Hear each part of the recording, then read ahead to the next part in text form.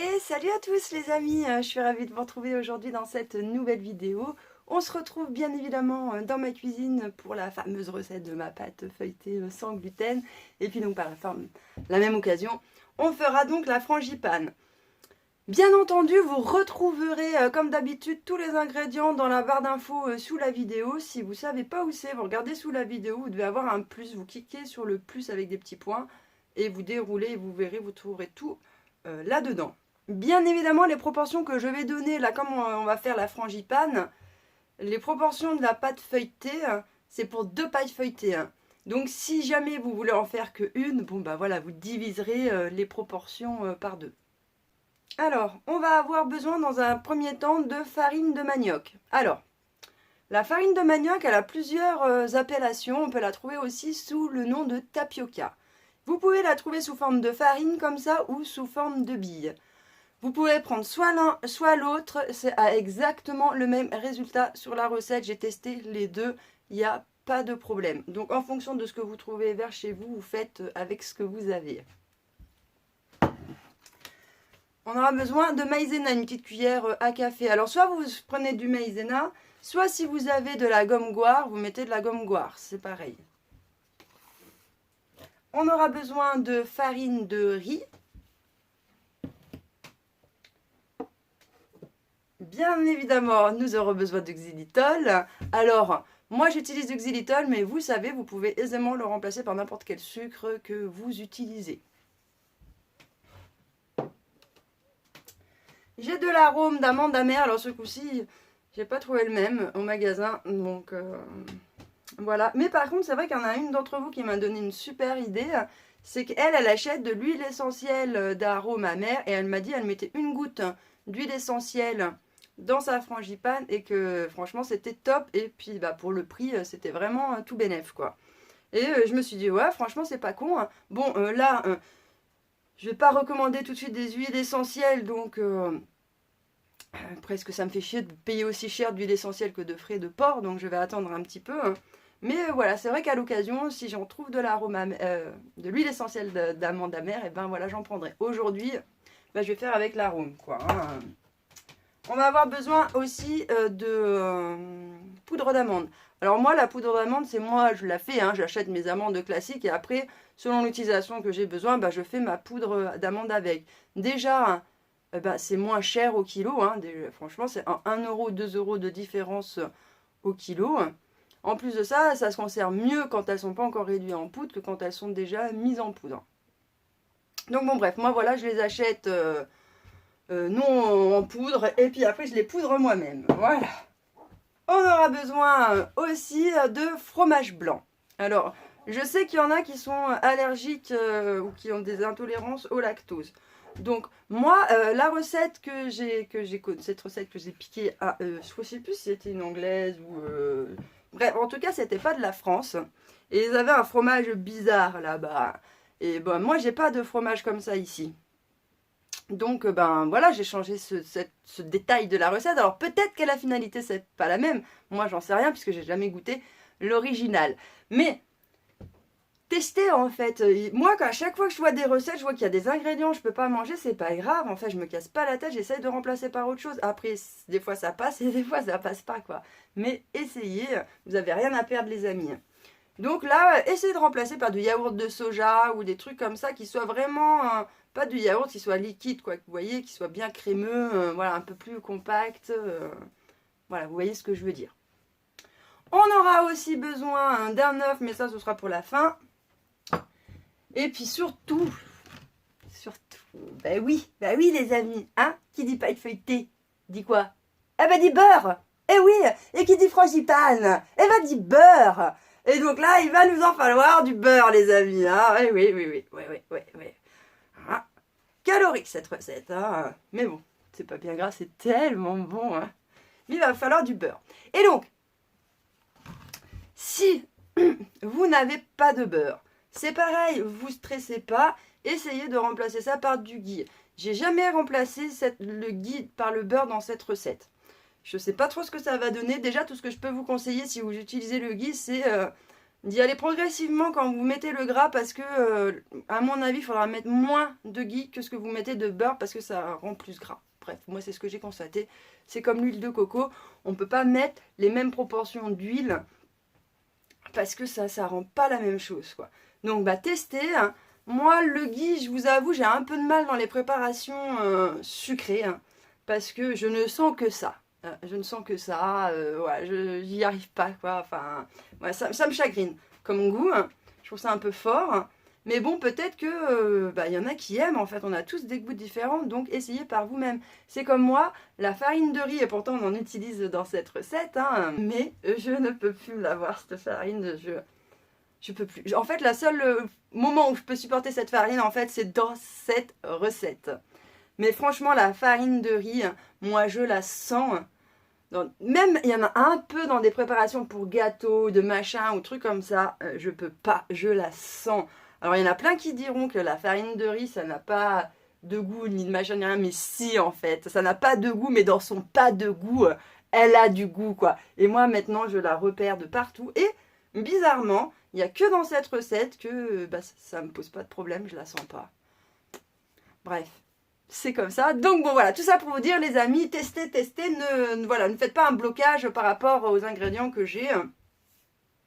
Et puis si vous avez testé des choses et puis que ça a donné un truc sympa, bah, n'hésitez pas à venir me le redire et tout. Franchement, c'est un truc que je pourrais même faire partager aux autres. Je suis sûre que ça en intéresse beaucoup qui sont aussi... voilà, on est nombreux à avoir des problèmes en fait alimentaires, à avoir des restrictions ou des intolérances. Et donc, ben voilà, plus on partagera ensemble... tous nos petits trucs qu'on a découverts et appris, et ben voilà, plus il y aura des gens qui seront au courant que ça existe et au mieux les gens en fin de compte pourront se nourrir. Bon, allez, maintenant j'ai déjà assez blablaté pendant longtemps, on va passer à la recette et vous allez voir c'est quand même super simple à faire comparé à une vraie pâte feuilletée quoi. Là, c'est le jour et la nuit hein.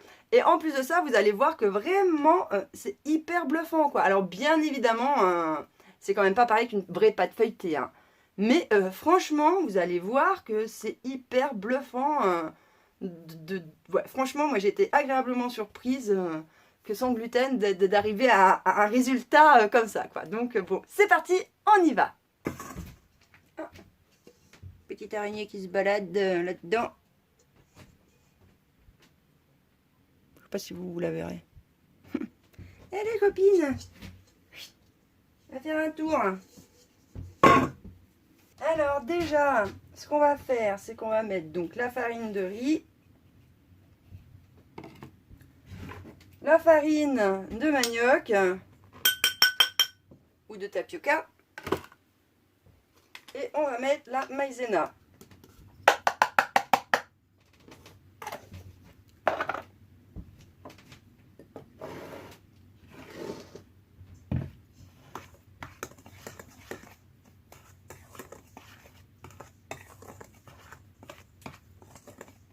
On remue le tout.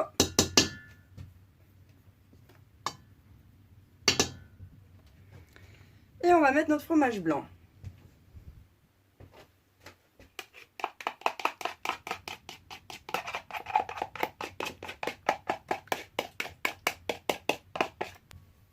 Et puis ben, on va venir remuer tout ça.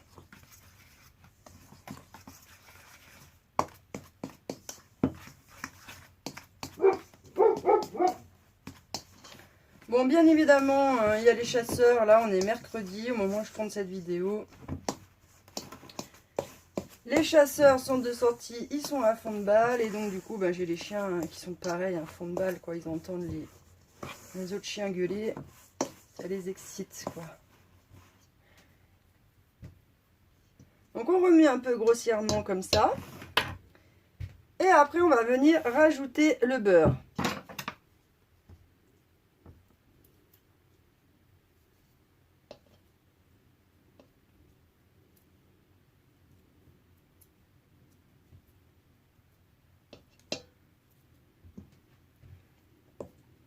Alors, concernant le beurre,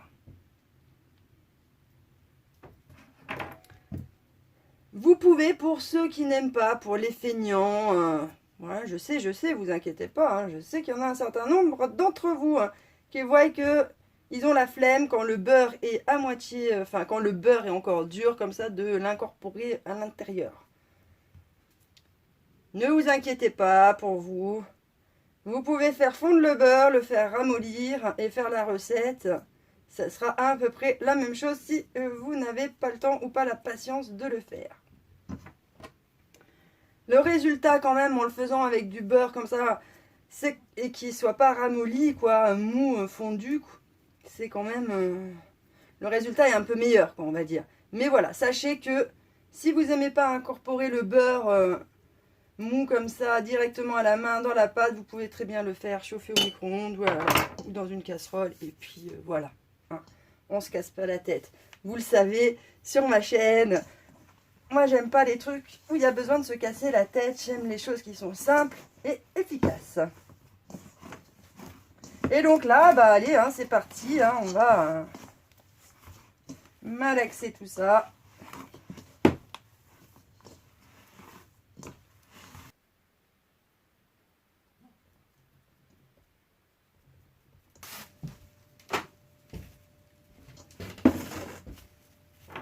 Donc une fois qu'on a formé notre boule, ben on va la mettre un petit moment au frigo, le temps qu'on s'occupe de faire la garniture de la frangipane.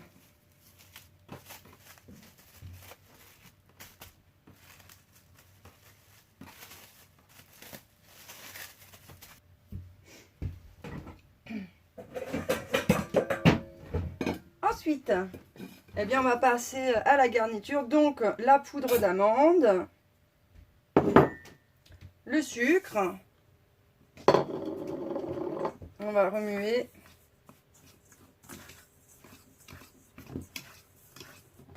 Tiens, vous voyez, moi, c'est moi, je l'ai fait parce que des fois, il reste des petits morceaux. Hein.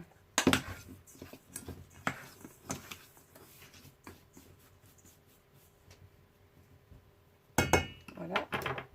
On va mettre de l'arôme d'amande amère. Alors là, bien évidemment, selon l'arôme, les proportions sont différentes. Des fois, c'est écrit derrière, mais vous voyez, celui-là, c'est pas écrit derrière. Donc, je me dis, je vais en mettre un bouchon et demi. On verra bien, ma foi. C'est un peu petit bonheur la chance, quoi. Hein. Et puis aussi, après, on va incorporer aussi ce beurre.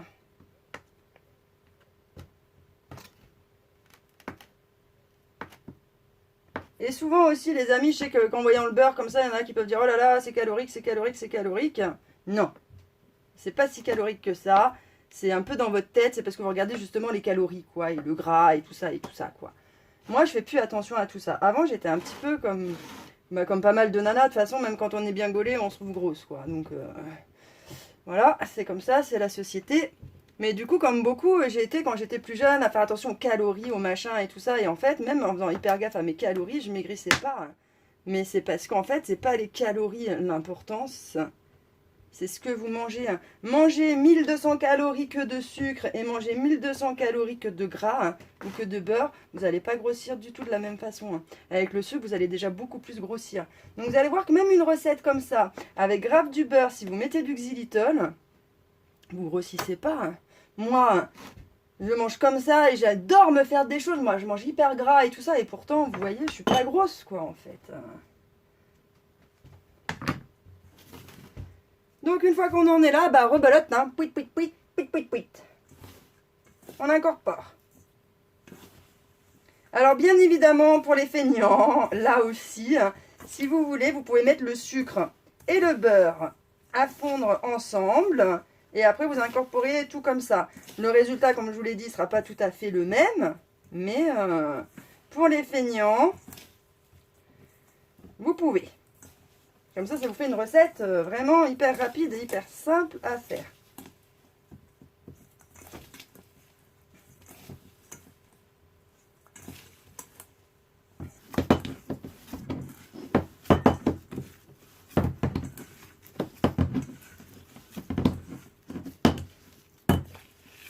Et voilà. Oh les amis, vous savez quoi? Je viens d'oublier de mettre les œufs dans le truc de la frangipane. J'étais tellement à fond dans mon truc à vouloir vous montrer la recette que du coup, j'en oublie des ingrédients. Donc, je sais pas ce que ça va donner. J'ai pas encore goûté la tarte. Donc, on verra sans œufs si ça passe à l'intérieur. Mais à la base, à ce moment-là précis, eh bien, vous devez rajouter 2 œufs à la boule qu'on vient de préparer. Donc, une fois que vous avez mis le bien incorporé le beurre, vous mettez 2 œufs. Vous remélangez le tout et vous mettez ça de côté. Donc là, on a notre garniture qui est prête. On va mettre ça de côté. Et puis maintenant, il n'y a plus qu'à monter tout ça, quoi.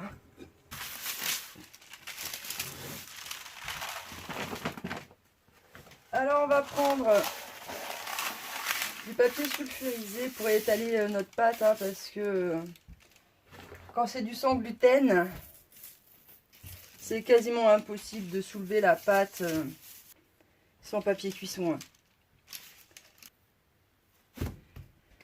Voilà. La pâte que j'avais faite, je la coupe en 2.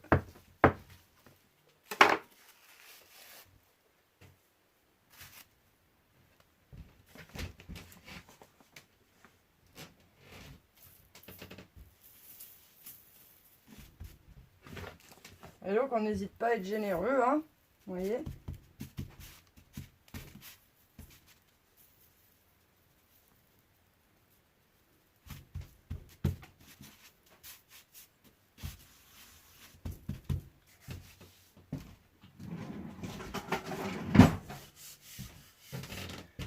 Et puis c'est parti, hein, les amis, je pense que vous savez tous étaler une pâte.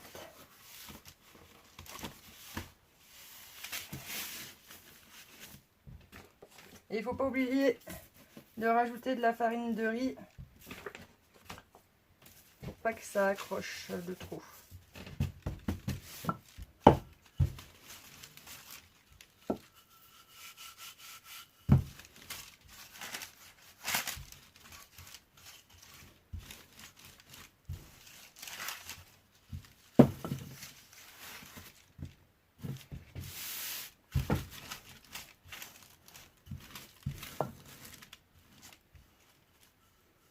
Alors des fois, il y a des petits morceaux qui s'en vont comme ça. Hein.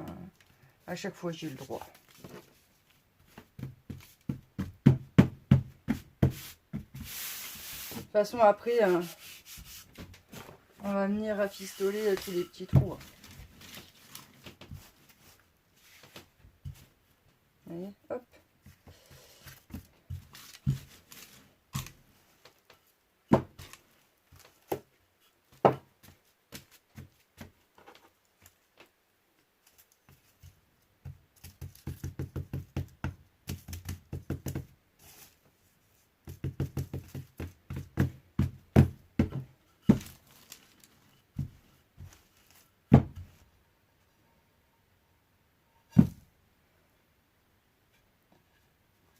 Après, on va prendre notre plat.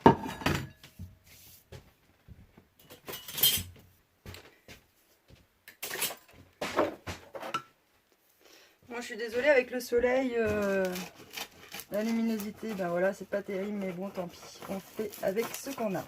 Là, je vais venir découper la pâte.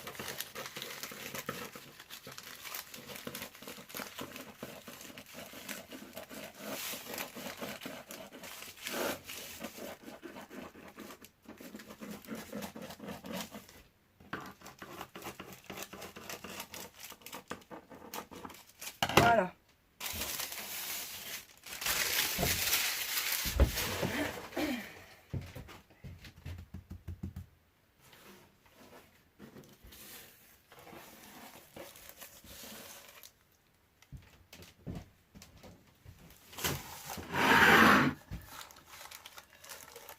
Donc là, on va la mettre là-dedans. Alors, moi, j'ai quand même des gros moules à chaque fois que je fais ça. Hein. C'est pas des petits moules, quoi. Vous voyez, je peux mettre les 2 mains dedans, quoi. Donc, si vous avez des petits moules, c'est pareil, il va falloir réduire les proportions.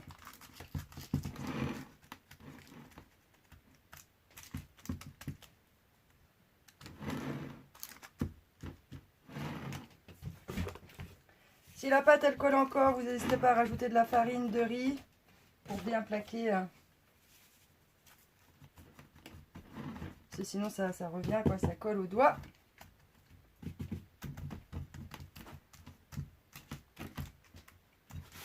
Et il faut bien l'installer la première, parce que comme après on va venir mettre la deuxième par-dessus. Voilà quoi. Hop. Là vous voyez ici il manque un petit morceau, je vais le rajouter parce que quand on va mettre la pâte tout à l'heure au-dessus, il faut que les deux viennent l'une sur l'autre. Alors voilà.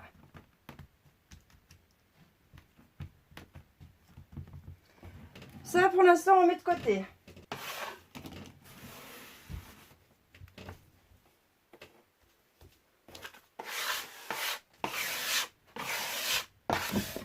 On reprend une feuille et puis bah rebelote. Hein.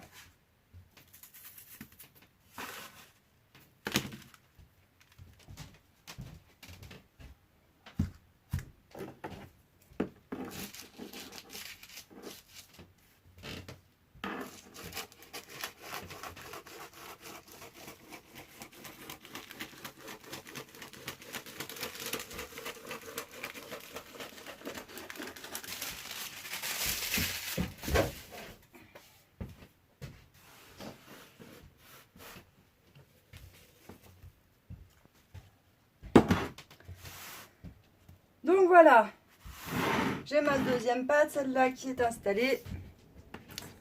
Et donc là, je récupère ma petite boule.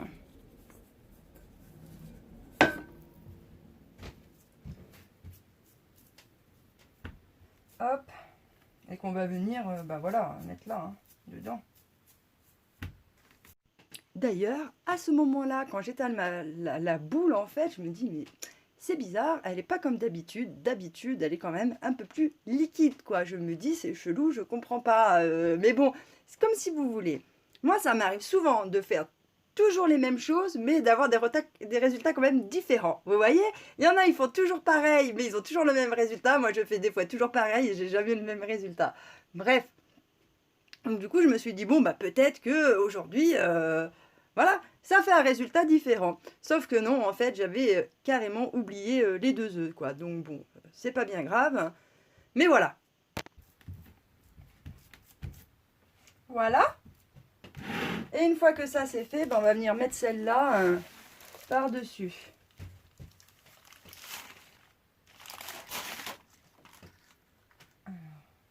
Hop.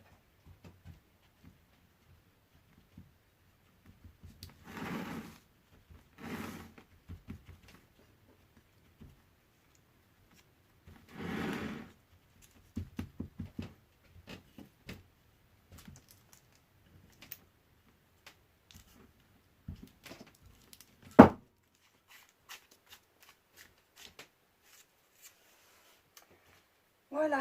Et là, après, on va venir donc appuyer sur les rebords pour que les 2 pâtes se scellent entre elles.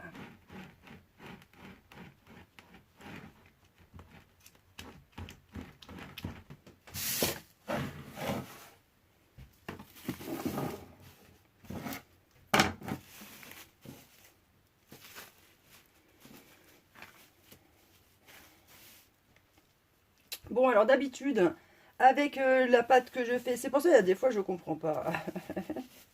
Je mets toujours les mêmes proportions, il y a des fois je tombe jamais pareil, quoi. Bref, là aujourd'hui en vrai avec la recette que je vous ai faite, on aurait pu en faire 3, mais je pense que c'est parce que d'habitude je prends un moule qui est un peu plus gros. Et celui-là il est un peu plus petit que celui que j'utilise d'habitude, car l'autre était déjà pris. Et du coup ça me fait une pâte feuilletée en plus, donc même je dirais on peut presque faire selon la grosseur de vos plats, on peut faire 3 pâtes feuilletées faciles. Donc ça c'est cool, ça me restera une petite pâte feuilletée pour faire une petite tarte aux pommes ou autre. Et maintenant ici, je vais venir enlever la farine de riz.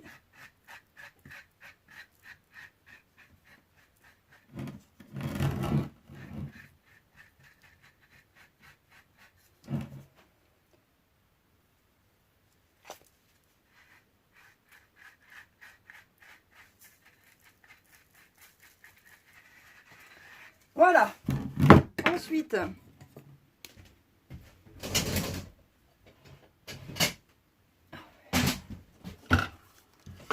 On vient casser un œuf.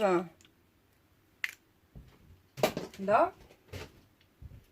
On remue.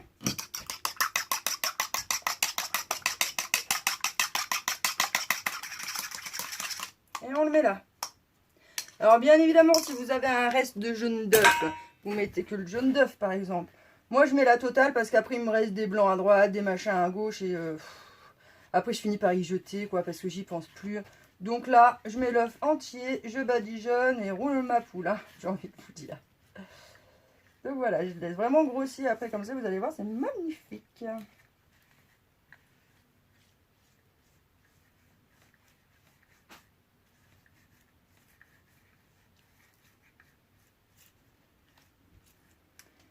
Et voilà les amis. Maintenant, on enfourne. Alors bien évidemment, les amis, vous commencez à me connaître. Je n'ai pas de temps de cuisson ni de thermostat. Hein, donc je ne peux pas vous dire. Quoi qu'il en soit, moi je l'ai quand même mis sur feu doux dans ma cuisinière à gaz. Je ne l'ai pas fait au bois parce que le bois... c'est un peu délicat de faire de la frangipane au bois parce que le bois, c'est pas une température stable tout le long, quoi. Donc des fois, il y a des pics comme ça et voilà. Quand je fais des trucs un peu délicats que je ne veux pas que ça foire, je les fais au gaz comme ça, je suis tranquille. Mais bon, voilà, quoi qu'il en soit, vous le savez, la chaleur au gaz, la chaleur au bois, c'est pas du tout la même chose que l'électrique. Donc bah c'est pareil, vous vous faites visuellement, voilà, vous êtes des grands, vous vous en sortirez, j'en suis certaine. Elle sort juste du four, on l'entend encore crépiter. Et voilà les amis, ça y est, j'ai démoulé ma petite tarte. Bon bah voilà les amis, bon bien évidemment comme vous savez j'ai oublié les 2 œufs, c'est un petit peu différent mais au goût c'est quand même super bon donc ben... Pour ceux qui voudraient ne pas manger de produits animaux, en vrai, ben, vous pouvez vous en passer dans cette recette, ça le fera. Hein. Et puis vous utilisez un autre truc pour faire votre dorure, et puis voilà. Bref, sur ce les amis, moi je vous laisse, je vous embrasse et je vous dis à lundi pour une prochaine vidéo. Ciao!